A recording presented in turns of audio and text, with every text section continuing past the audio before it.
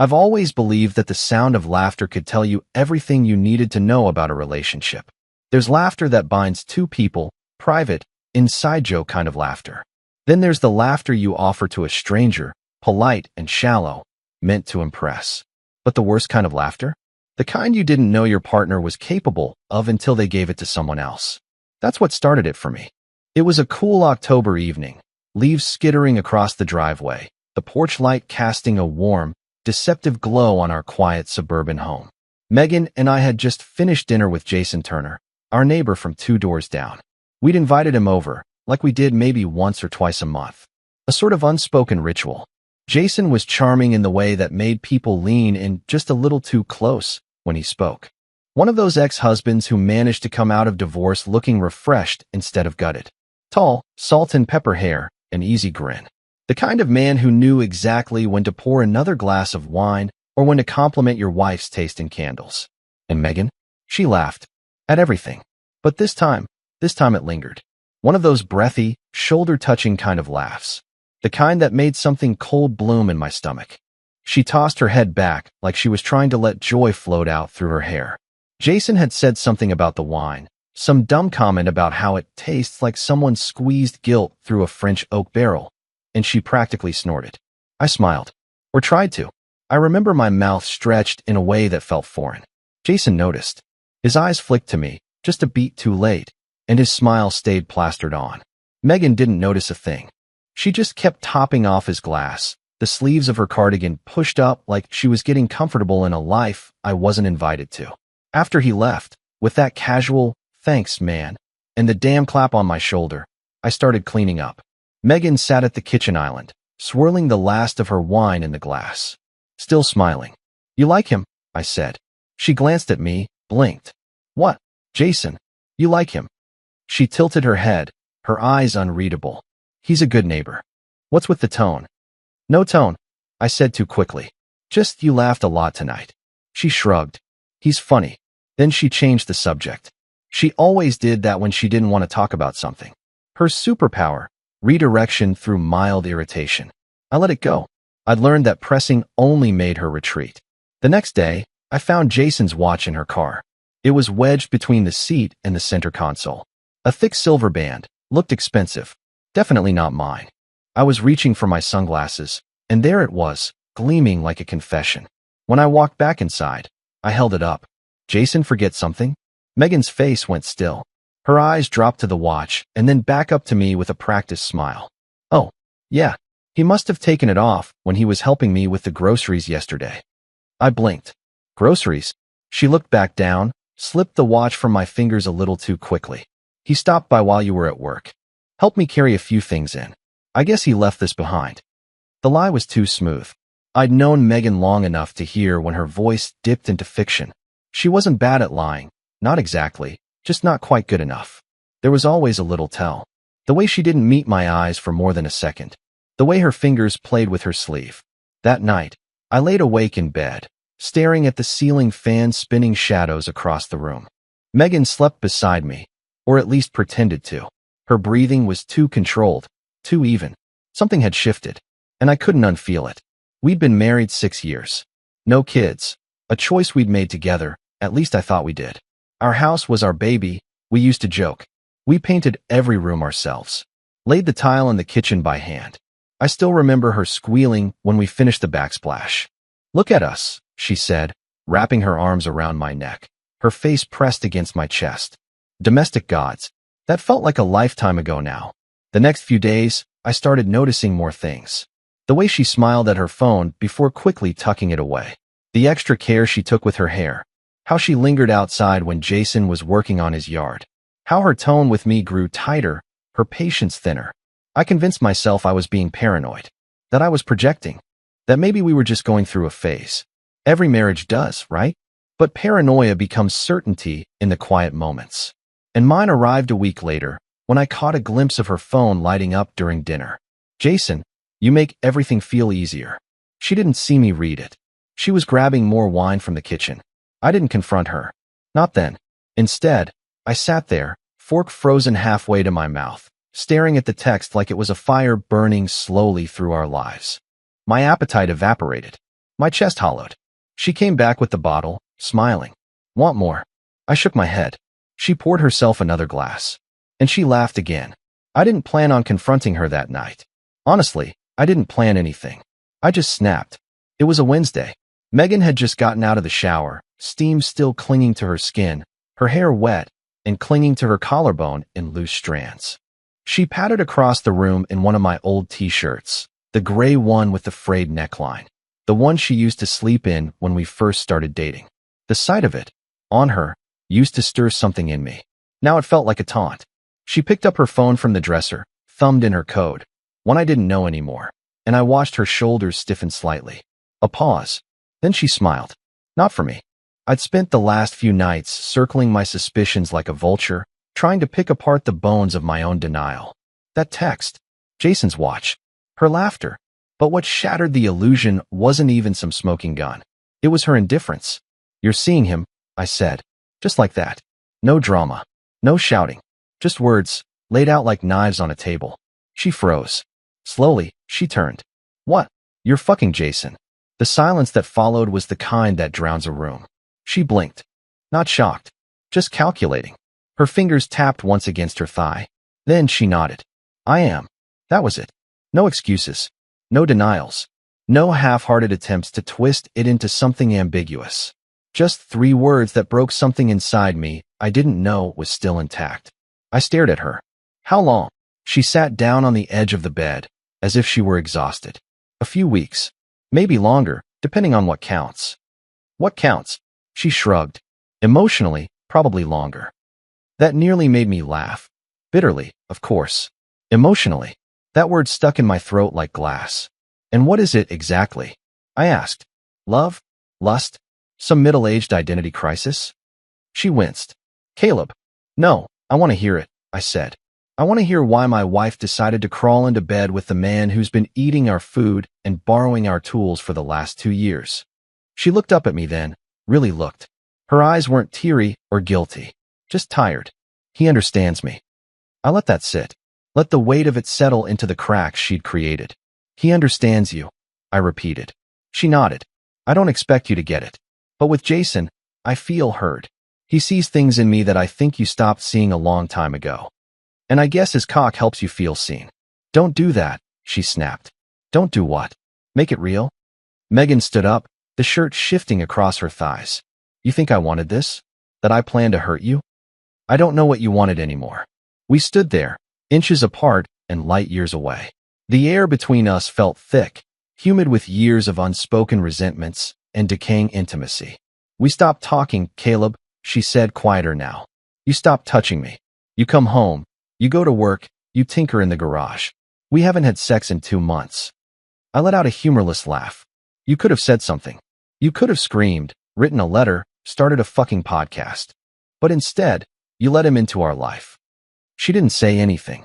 And don't give me that we drifted bullshit, I added. People don't drift into affairs, Megan. You chose it. You picked him over me. Her next words came out in a whisper. Maybe I did. And just like that, I stopped feeling angry. It was strange, this sudden shift. Like the dam had broken, and instead of rage, all that poured out was cold water. Numbness. So what now? I asked. She looked at me. I don't know. And that was when my phone buzzed on the nightstand. I didn't even want to check it, but some part of me, some twisted reflex, made me glance. Jason Turner, we can keep this civil. It's better for everyone. My jaw clenched. You told him I know? She had the decency to look embarrassed. He asked. I didn't want this to turn into some ugly. Too late, I said, tossing the phone onto the bed. He thinks this is a negotiation. He just doesn't want things to blow up. Things already blew up, Megan. You just weren't here to see the fallout. She crossed her arms, looking away. I told you I don't want to fight. Good, I said. Then let's not pretend anymore. We didn't speak the rest of the night. I slept on the couch, or pretended to, while she stayed in the bedroom with the door shut. At some point, I heard her crying. Not sobbing, not dramatic, just quiet, pathetic little sounds, like the last breaths of something that used to be alive. The next morning, she made coffee like it was any other day. She even asked if I wanted toast. I said nothing, just stared at her hand as it trembled slightly when she spread the butter. There were no kids to cushion this fall. No messy custody battles or forced shared holidays. Just 6 years of photos and furniture and memories that suddenly felt hollow. Like a house built without insulation. All structure, no warmth. I left early for work. Didn't say goodbye. And for the first time in a long time, I felt like a stranger in my own life. Jason hadn't just stolen my wife. He'd stolen my home.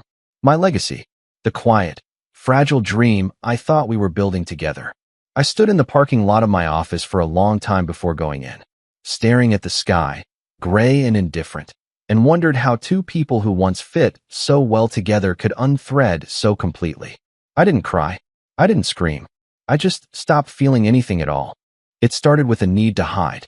A few weeks after the confrontation, I found myself ducking into a little bakery I'd never noticed before.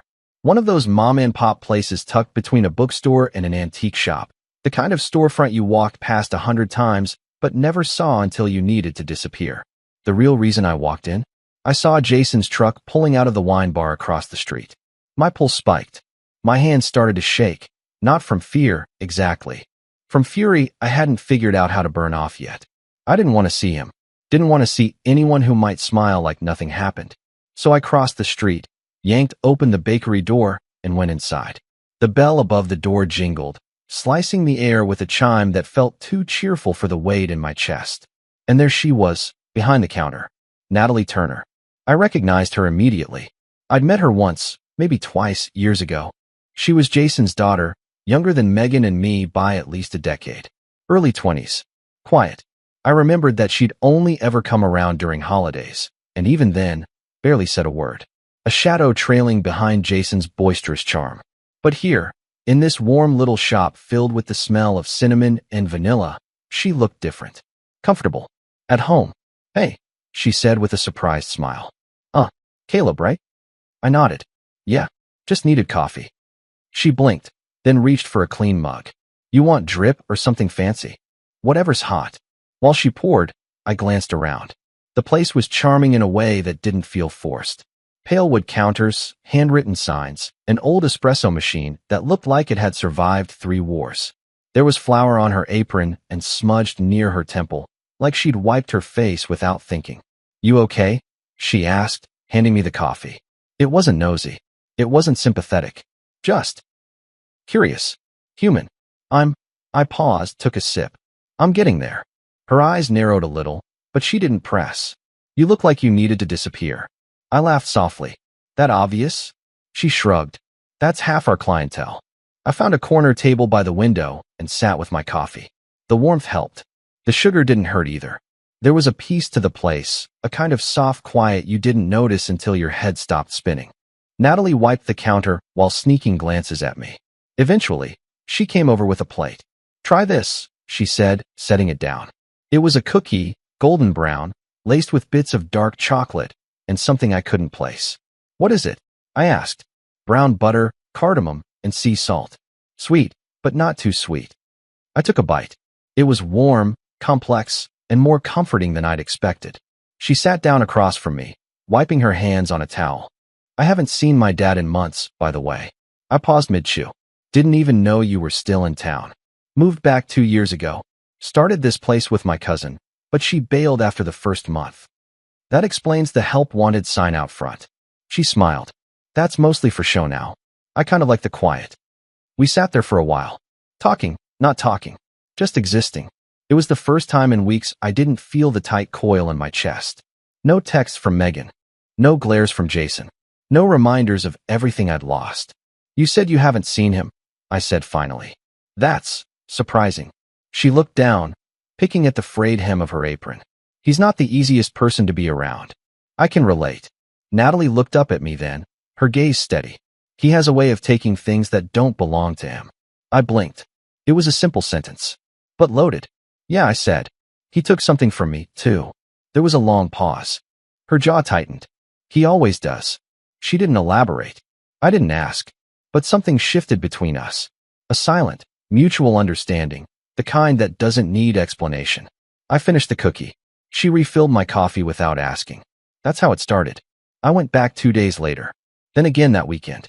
Sometimes I just grabbed coffee and left. Other times I lingered, helping her move a sack of flour or fix a loose screw in one of the stools.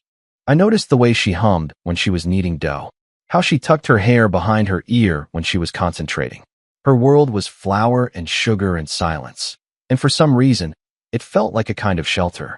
It wasn't flirtation. Not yet. It was refuge. I asked her once why she stayed in town if she and her dad didn't speak. She hesitated, then said, "Because I needed to prove I could build something he couldn't destroy." And I knew exactly what she meant. I used to think healing came from time, that all you needed was enough days behind you, and the pain would just wear down like stone underwater. Turns out, healing sometimes comes from repetition. From the way Natalie brushed flour off her hands onto the side of her apron. From the sharp hiss of the espresso machine steaming milk. From the quiet way she listened without trying to fix anything. Every afternoon that I stopped by the bakery, it was like pressing pause on the chaos. Jason's shadow still hung over my life. Over both of ours, really, but somehow, in that little shop, the past stayed outside the front door. It didn't knock. It didn't push its way in. We never talked much about Megan. Or Jason. At first. Mostly, we spoke in sideways glances and shared silences, the kind that fill up a room without needing sound. It's strange how silence with the right person can feel like companionship, not emptiness. But silence has limits.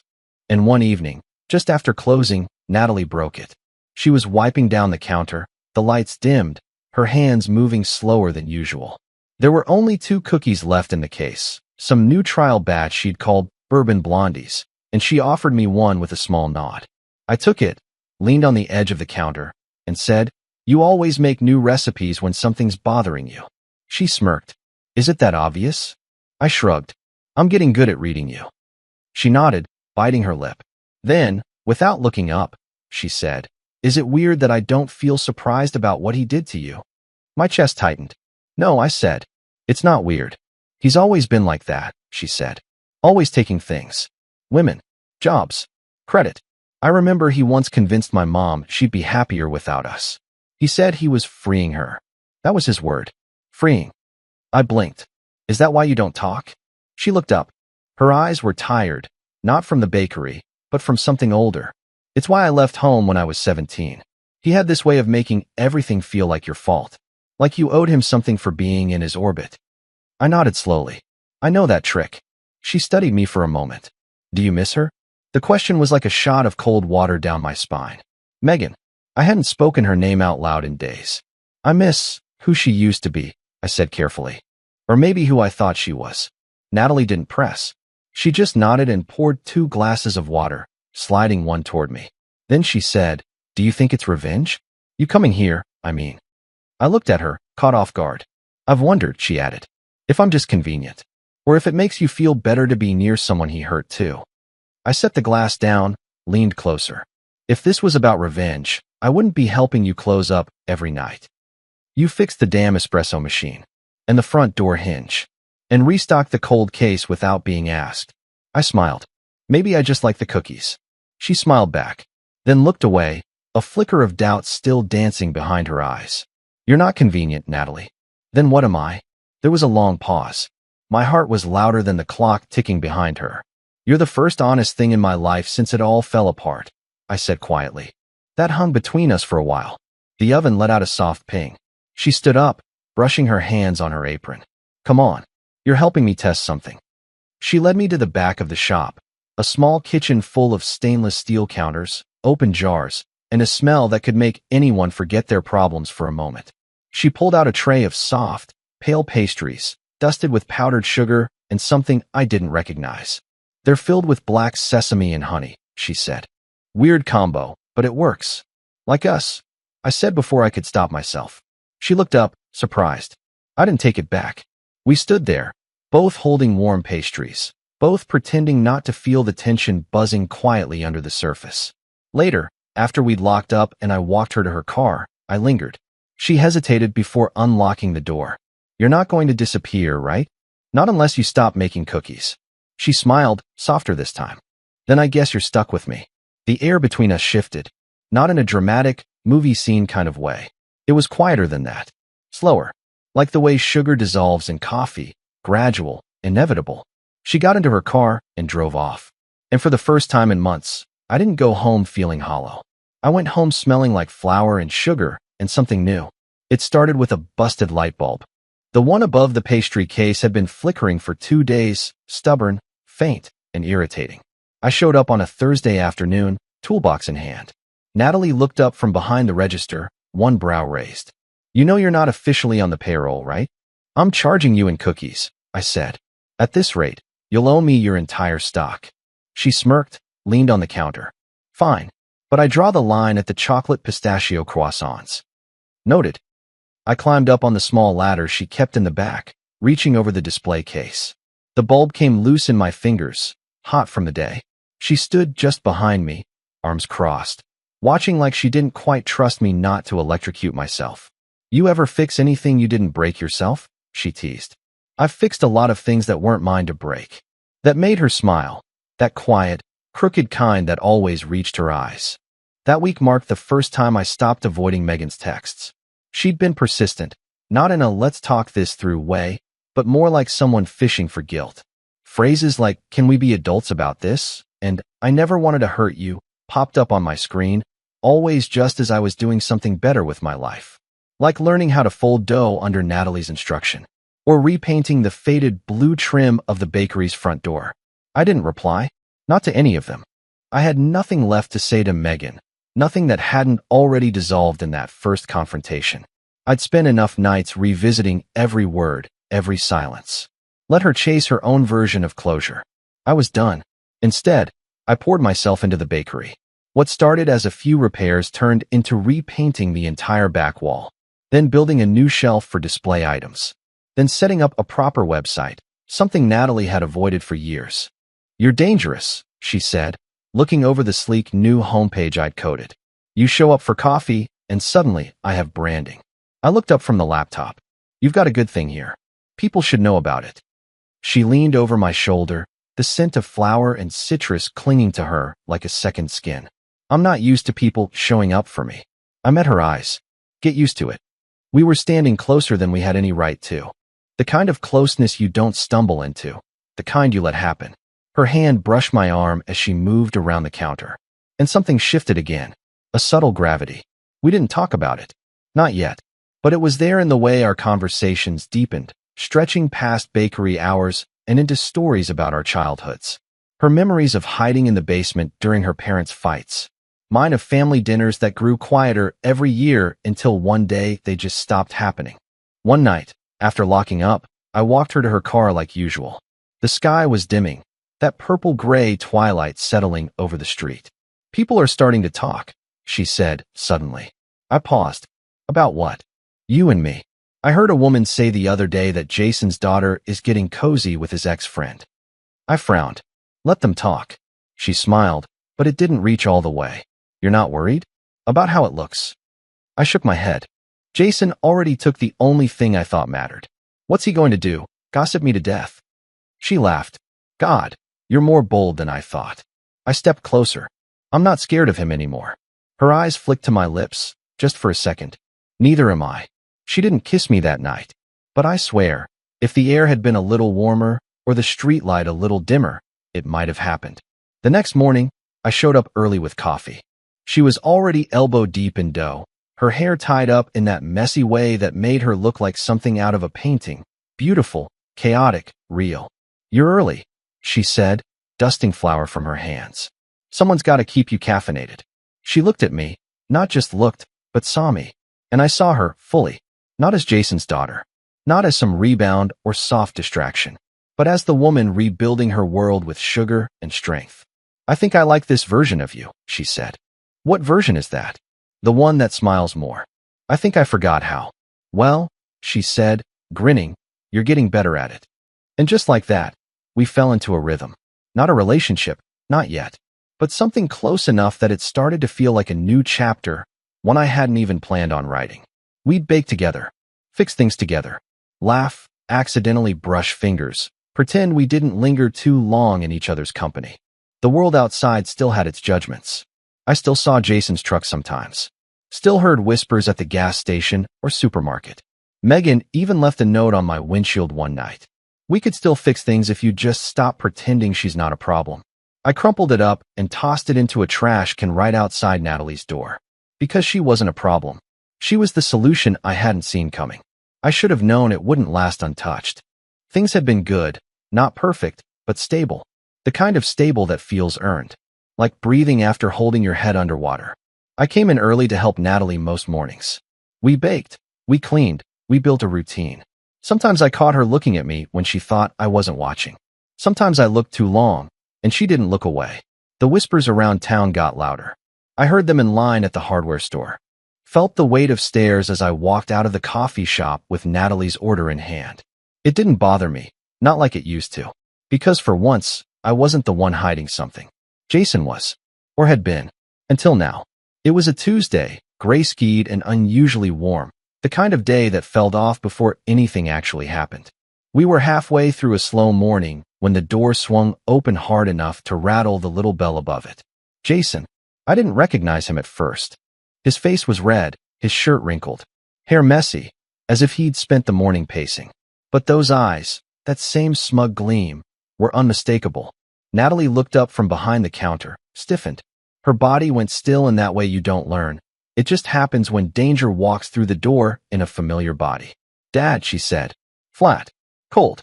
He didn't acknowledge her. His eyes were locked on me. Really, Caleb? His voice was too loud for the quiet space. My daughter. I didn't flinch. Careful, Jason. You don't want to embarrass yourself more than you already have. You think this is funny? He stepped closer. First my wife. She was my wife. I cut in. He ignored it. Now you're screwing around with Natalie? What the hell is wrong with you? Natalie stepped around the counter then, standing beside me. Her arms crossed, jaw tight. I'm not a child, she said, voice steady. And I'm not yours to defend. Not anymore. Jason's eyes flicked to her. You think he gives a damn about you, Natalie? He's using you to get at me. I opened my mouth, but Natalie held up a hand. You don't get to talk about who uses who. Not after what you did to Mom. Or me. Or Caleb. Jason's mouth opened, then closed. For a moment, the bakery was silent. Just the low hum of the fridge and the ticking of the wall clock. Then he sneered. You're pathetic. Then leave, she said. Before you say something you'll regret. I regret letting you come back here, he snapped. You're weak, Natalie. Always were. That hit harder than anything he'd said to me. Her eyes shined, not with tears, but fury. Her voice cracked just slightly when she said, You don't get to talk to me like that ever again. I stepped between them before he could respond. My voice was low, cold. You already took one woman from me. Not again. His eyes met mine, and for the first time, I saw it. The thing he hated most. Power slipping away. Jason left without another word. Just turned and slammed the door hard enough to make the display jars tremble. Natalie exhaled slowly, arms still wrapped around herself. She didn't move for a long time. He used to do that, she murmured. Walk into a room and make everything worse. I know the type, I said. I should have told you he might come. You don't have to protect me. She looked up at me. I wasn't protecting you. I was hoping he'd just stay away. I stepped closer. You did nothing wrong. Her voice was softer now. Then why do I feel like I just got punched in the ribs? I didn't answer. Just pulled her in, let her head rest against my chest. I could feel her heart beating fast. Could smell the faint trace of cinnamon in her hair. Neither of us moved for a long time. Later that night, I got the call. Natalie's voice was trembling. Someone smashed the front window, she said, and the fridge doors, and dumped flour everywhere. I was already out the door before she finished. When I got there, the scene was worse than I imagined. Glass on the floor like ice. Broken jars, flour and sugar trailed across the counter and the floor in chaotic smears. It looked like someone had tried to rip the place apart, but ran out of anger before they could finish. Natalie stood near the door, arms hugged to her chest. It was him, she said, eyes distant. It has to be. Yeah, I said. He wanted to scare you. Mission accomplished. I stepped over broken glass and began sweeping without asking. She joined me a moment later. No words. Just movement. Quiet. Together. When we got to the counter, I found the display plate with our bourbon blondies, shattered. All of them ruined. I picked up a broken piece, handed it to her. Still sweet. She looked at me, then laughed, the first real laugh since that morning. Bitter and broken, but real. He can only break what we let him touch, I said. She nodded slowly. We worked through the night. swept, cleaned, boarded the window, tossed out everything he'd ruined. At dawn, the place was empty but clean. The sun crept through the wooden boards like it was shy to return. Natalie sat on the counter, legs swinging. He wanted to ruin this for me, she said. He failed. She looked at me. No more fear, I added. No more silence, she said. We sat there, side by side, as the light returned. And I knew, without needing to say it, that this wasn't over. Not by a long shot. But whatever came next, we'd face it together. We reopened 3 days later. Not because we were ready. We weren't. The window was still boarded up with plywood, painted white to keep the sun from glaring in. The smell of bleach still clung to the walls. Some equipment still sat in boxes, half-fixed or hastily replaced. But Natalie refused to wait. If we let him pause our life, she said, then he wins. So we dusted off the sign, put out a tray of scones that survived the fridge sabotage, and opened the door with nothing more than stubbornness and caffeine in our veins. People came. At first, just a trickle. A couple regulars. An older woman from the bookstore next door who brought flowers. A teenage girl who bought 2 chocolate cookies and asked, wide-eyed, "Is it true someone broke in?" We didn't lie. We didn't sugarcoat. Natalie just nodded and said, "We're still standing." By the following week, the story had made it to a local Facebook group. And then someone posted a photo. Natalie sweeping the glass-strewn floor, me boarding up the window beside her, both of us covered in flour and sweat. It went semi-viral. Local viral, anyway. The kind that brings in customers from the next town over. The bakery became a symbol overnight. Not of tragedy, but of defiance. Natalie called it rage baking. I called it therapy. Either way, we were moving, creating, reclaiming something. We renamed the place too. Aftertaste. It was her idea. It's what lingers that matters, she said. Not what breaks first. I designed the new logo. Painted the sign myself. When we finally unveiled it, a small crowd had gathered. Some were neighbors, some just curious strangers who'd followed the story online. But they clapped when the sheet came down, and someone handed Natalie a small bouquet of wildflowers. We both cried. Quietly, behind the counter, when no one was looking. That night, we made our first new batch under the new name. A lemon cake with raspberry filling and sugared rosemary on top. It wasn't subtle. It wasn't traditional. It was sharp, complex, defiant. And it sold out by noon the next day. We were tired, but it was the good kind of tired. The kind that came from rebuilding instead of breaking. Jason didn't show his face again, but we saw his truck, parked across the street. Some mornings, some nights, just sitting there, like a dog too cowardly to bark. He never came inside, never said a word, just watched. Sometimes I caught Natalie glancing out the window at him, her jaw set. She didn't flinch anymore, didn't lower her eyes, just stared back until he drove off. And then one afternoon, Megan came in. I didn't recognize her at first. Her hair was darker, her clothes looser. She looked thinner, not in the flattering way, but the kind of thin you get when life starts leaking out of you. "Caleb," she said too softly. I was behind the counter. Natalie was in the back. There was no escape. I didn't say anything. "I saw the article," she added, stepping closer. "I didn't realize you were this serious." I kept my voice even. "You thought this was revenge." "I didn't say that." "You didn't have to." She looked down, playing with the strap of her purse. "Jason's not what I thought he was. That makes 2 of us." She winced. "He's not stable.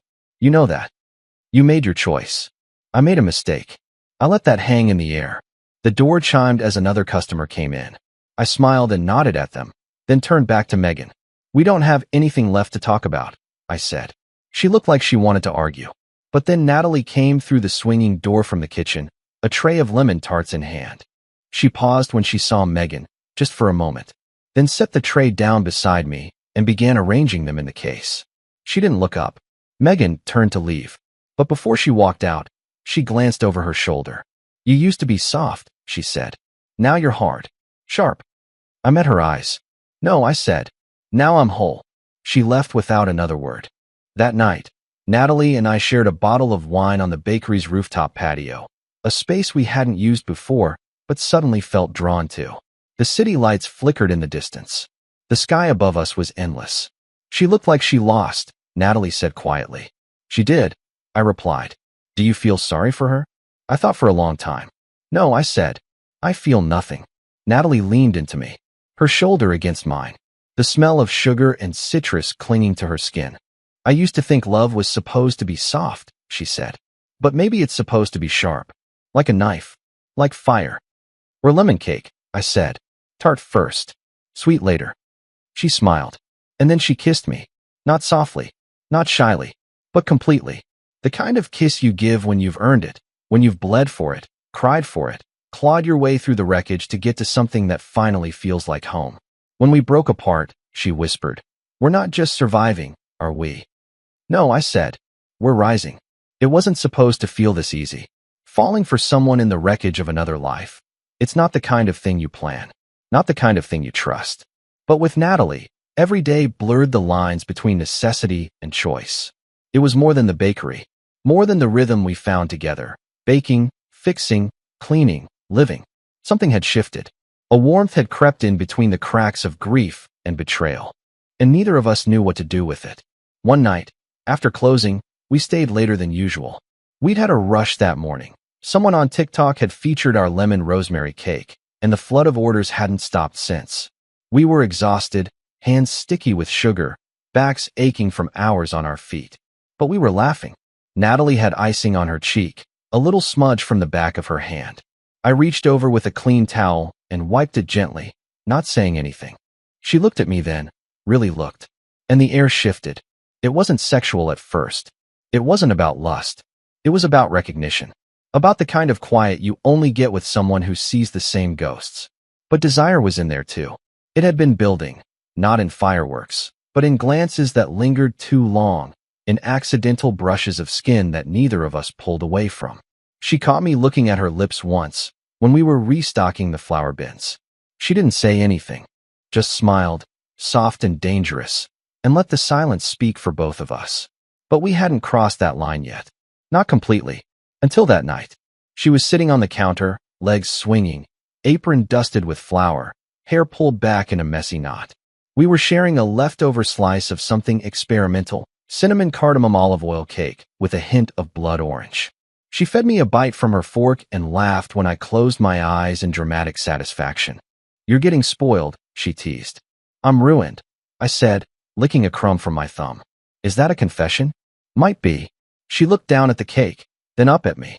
Do you ever worry? About this? She gestured between us.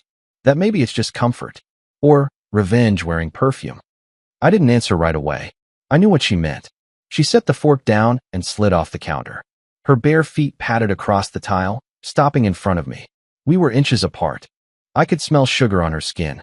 I'm scared, she said quietly. Of what? Of not knowing if you really see me.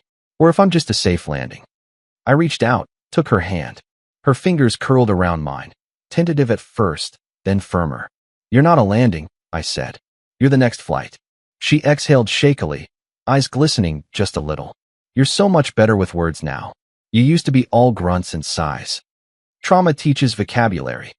She laughed, but her throat was tight. Then she leaned in and kissed me again. This one was different than the first. Less like fire. More like warmth. Like home. It started slow, a brush of lips that turned into something deeper. Her hands found my shoulders. Mine slid to her waist. The world narrowed to breath and skin and the pulse pounding in my chest. We didn't go upstairs that night. Not all the way.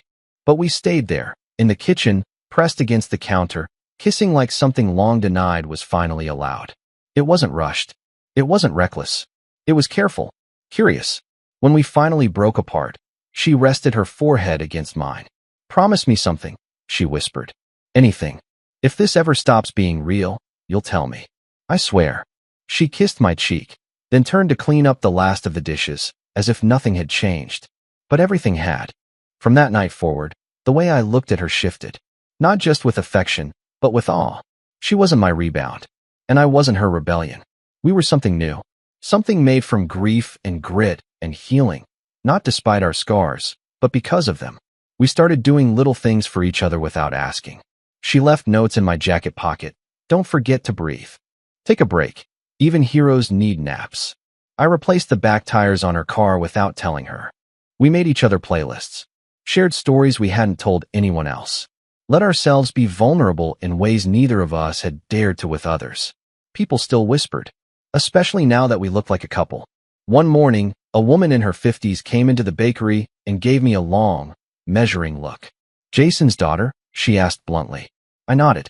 She didn't smile, but she didn't sneer either. Just said, "She's too good for him. Don't screw it up." I promised I wouldn't. And I meant it. Because Natalie wasn't just a second chance. She was the first real thing that had ever loved me back. I knew Jason wasn't finished. The man wasn't wired for loss. He could fake charm, hide cruelty behind a smirk, wear social masks like jackets. Easy to take off, easy to throw on again. But deep down, he was small. And when men like him lose control, they don't rage. They sabotage. It started with whispers. A friend of Natalie's, someone who worked part-time at the farmer's market, came by one afternoon looking uneasy. "You guys might want to know," she said, lowering her voice. "There's talk going around that Caleb manipulated you." Natalie blinked. "What?" She looked at me. "That he used you. That this whole bakery thing is revenge. That you're not in your right mind, and he's steering it." I didn't say anything. I didn't have to. The source was obvious. Jason. And it didn't stop there. Later that week, we got our first anonymous one-star review on the new website, claiming the owners are emotionally unstable and the guy has anger issues. Natalie tried to laugh it off. "Probably just some bitter neighbor," she said. But her hands shook a little when she folded the dough. I tried to be calm. I told myself it was just noise, weak men shouting from the shadows. But then the health inspectors showed up. 2 of them, clipboards in hand. Polite, but stern. They checked everything. The ovens, the fridge, the sink. They measured the temperature of the dairy cooler twice. And then one of them pulled me aside. "Look," she said quietly. "Off the record, someone filed a complaint. Said you were cutting corners. Endangering customers." I stared at her. "We bake with ingredients I'd serve my own mother." "I believe you," she said. "But these complaints get logged. If we get another one." She didn't have to finish the sentence. That night, after closing, Natalie and I sat in the kitchen in silence. We didn't even bother cleaning up the flour dust. Just sat at the prep table, staring at the half-prepped tray of croissants we'd abandoned mid-fold. "I feel like I can't breathe," she whispered. "I know. I used to run when he did this. When he'd turn people against me. Tell my friends I was unstable. Twist things just enough to make me look like the villain. You're not running this time. I want to." I took her hand, held it like it anchored me. "We've come too far to let him poison this," I said. Her eyes were glassy. "He always poisons everything. It's like a slow leak. You don't realize how deep it's gotten until you're drowning in it." I didn't answer. I just stood and pulled open the drawer by the register, the one where we kept the mail. I pulled out every envelope from the last month and spread them on the counter. There, in a thick cream-colored envelope, was the return address I needed. Jason's law firm. His work email, attached to a scribbled and signed letter claiming emotional harassment and coercive behavior from a former associate. We'd missed it in the shuffle, but now it was exactly what we needed. "Proof," I said. Natalie stood behind me, staring at the letter like it might bite. "You think this is enough?" "It's a start." I went home that night and dug through my old texts. Found the one he sent after Megan confessed. The smug one. "We can keep this civil. It's better for everyone." I screen captured it, paired it with the email, then did the thing I swore I'd never do. I called a lawyer. Just a consultation. Just in case. But I knew how this ended. If Jason wanted to play dirty, I'd make sure he got soil under his nails too. The next morning, I showed Natalie the file I'd compiled. She didn't say anything at first. Just stared. Then she whispered, "You really believe in this? In us?" I looked at her. "You gave me something worth defending." She nodded. "Then let's fight." We spent the next few days fixing everything the inspectors had flagged, even the stuff that was already technically fine. We deep cleaned every corner. We labeled everything. We documented everything. Took photos, wrote procedures, kept logs. Jason had underestimated us. He thought we were still bleeding. He didn't know we'd learned to grow armor. On Friday, the inspector returned for a follow-up. She was impressed. Gave us the all-clear in 15 minutes. "I don't know who's gunning for you," she said at the door. "But you've handled this better than most businesses ever do." Natalie smiled. "That's because we're not just a business." She was right. We were something harder to kill. Something built from bitterness and bound by something sweeter. That weekend, we hosted our first community tasting event under the new name. Free samples. New recipes. Music from a local guitarist. People came. Lots of them. We made 3 times our normal sales. Strangers shook our hands. Told us we were brave. Told us we made the best cookies in town. Jason didn't show, but I saw his truck, parked 2 blocks down. Engine off. Windows up. Just watching. Natalie caught me looking. She reached over and squeezed my hand. Let him sit in his rot, she said. So I did. And for the first time in my life, I didn't feel small under his shadow. I felt taller than I'd ever been. We didn't enter the competition for revenge. Not officially. Natalie had applied for the local annual baking showcase months earlier, before everything. Before the smashed window, the whisper campaigns, the health inspections. Before the kiss. Before us. But when the acceptance email landed in our inbox the same week Jason tried to shut us down, it felt like the universe had pressed a thumb on the scale. This isn't about him, she told me, adjusting her apron while sifting powdered sugar into a mixing bowl. This is about showing what we can do. She was right. But when I saw Jason's name on the participant list, something in me twisted. He'd entered under the banner of a small catering company that had recently hired him. A sympathy gig, I figured. The kind where people forget your past, as long as you still smile the same. What was worse? He was entering with a partner. I didn't know who. Not until we walked into the competition hall. That's when I saw her. Megan. Standing beside Jason, holding a tray of tiny cheesecakes, hair done up like she hadn't just vanished months ago with the man who dismantled our marriage. She saw me and froze. Just for a second. But it was enough. Natalie's fingers tightened around my arm. Don't, she whispered. Don't give them the satisfaction. So I didn't. Instead, we set up our table with the confidence of people who had already burned and come out stronger. Our entry? A cake called the Sweetest Revenge. 3 layers, lemon poppy seed with blackberry compote, dark chocolate with espresso cream, and vanilla bean with burnt sugar buttercream. Sharp, bitter, bright, sweet. Every piece of it intentional. Natalie had spent a week perfecting the sugar shards that crowned the top, jagged, glass-like decorations that glittered under the lights. She's not subtle, someone whispered behind us. I turned to Natalie and grinned. Neither are we. The judging took place over hours. Professional chefs, critics, food bloggers, all making their rounds, tasting and scribbling notes. I kept my distance. Let the cake speak for itself. Jason, of course, couldn't resist circling. He sauntered by our table with Megan on his arm, eyes scanning the crowd to make sure someone was watching. I have to say, he drawled, very dramatic presentation. Did you name it after our little history? Natalie didn't even look at him. We named it after your pattern. Megan looked away. Her mouth twitched, but she didn't speak. Jason stepped closer to me, dropped his voice. Enjoy your little spotlight, Caleb. But everyone knows how this ends. Yeah, I said, with the truth. I reached into my satchel and handed him a manila folder. He blinked. What's this? Receipts. Photos. Emails. Screenshots of every anonymous complaint you filed. Even the fake Yelp accounts. You weren't very good at hiding your tracks. His face darkened. You think you're clever, he said. No, I said. Just patient.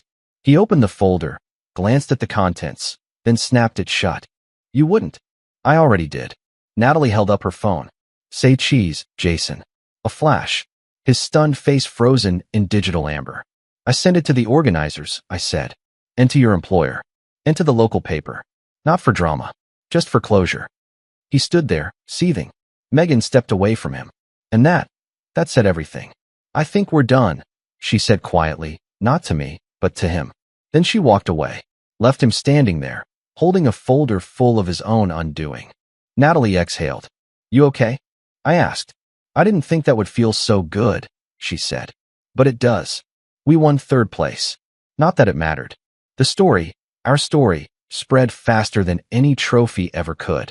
Photos of the cake made their way to Instagram, with captions like a layered metaphor for moving on and best name of the night. One food blogger called us the most compelling entry of the year.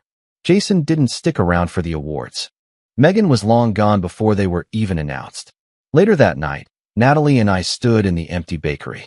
The trophy, a small glass plaque, sat on the counter next to a half-eaten slice of our cake. I didn't think I'd ever be proud of myself again, she said, brushing sugar from the counter. You didn't just rebuild your life, I told her. You made something better.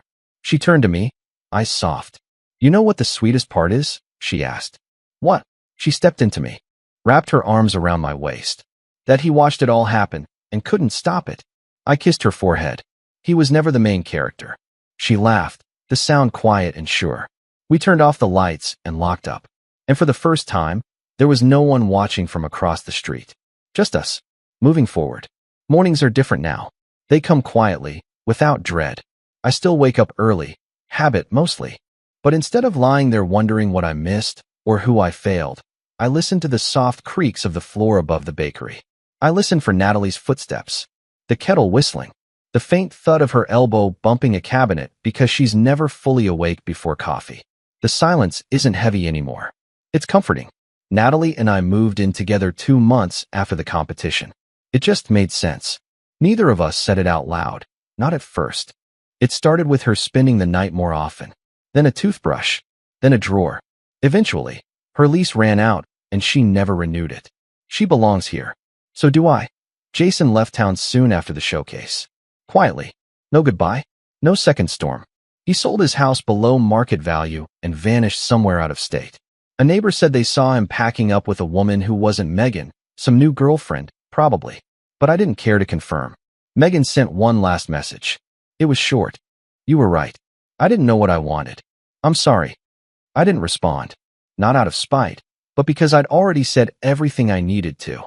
The truth is, I don't think about her much anymore. The pain isn't gone. It's just quiet. A dull scar instead of an open wound. Some days it flares, sure.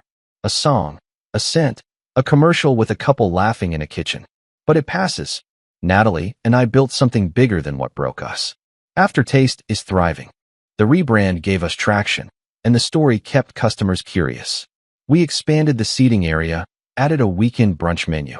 People drive in from neighboring towns now, not just for the food, but for the atmosphere. For us, one customer called it the softest place to fall in a hard world. That one stuck with me. Natalie runs a Saturday baking class now. The kids adore her, and the parents usually stay for coffee, watching from the window with soft smiles. I run deliveries in the morning, handle the website, fix what breaks. I even added a small garden box outside, herbs and edible flowers. Natalie says it smells like hope when it rains. We don't talk about the past much. Not because we're avoiding it, but because we've made peace with it. It brought us here. One morning, a tourist asked about the name. It happens sometimes. They assume it's clever branding, something trendy. Why Aftertaste? He asked. Natalie and I looked at each other, then back at him. She smiled. Because sometimes the sweetest things come after everything burns. He laughed, charmed. That a motto? It's a truth, I said. Later that night, after closing, Natalie and I sat on the rooftop patio again. Blankets wrapped around our shoulders, the last slice of the week's featured cake between us, a burnt caramel almond tart with smoked sea salt. We didn't speak for a long time, just watched the lights in the distance. The way the sugar caught the moonlight. The way her fingers found mine without needing to ask. This doesn't feel like revenge anymore, she said quietly. It's not. She looked at me. Do you ever miss who you were before all this? I thought about it. The old me. The version married to a woman who laughed louder for someone else, who went to bed beside a stranger and called it love, who mistook comfort for connection. That version died quietly the day I found Jason's watch in Megan's car. I think I miss how easy it was to lie to myself, I said. She nodded. Yeah, me too. The air was cool, soft. Do you love me? She asked suddenly. I turned to her, not out of shock, but because I wanted her to see the answer in my face before she heard it in my voice. I didn't know I could love again, I said. But yes, I do. I love you. She smiled like the sunrise. Slow. Inevitable. And then, because we are who we are, she said. Good. Because I already made a cake shaped like your face. I laughed. Is that supposed to be romantic or terrifying? Both. We kissed. Not like the first time. Not like the uncertain middle. But like two people who had fought for this. Who had crawled through bitterness and betrayal and came out tasting something sweeter on the other side. The world kept moving. The pain didn't vanish. But we didn't need it to. Because in the quiet space where everything used to hurt, something new had taken root. And this time it was ours.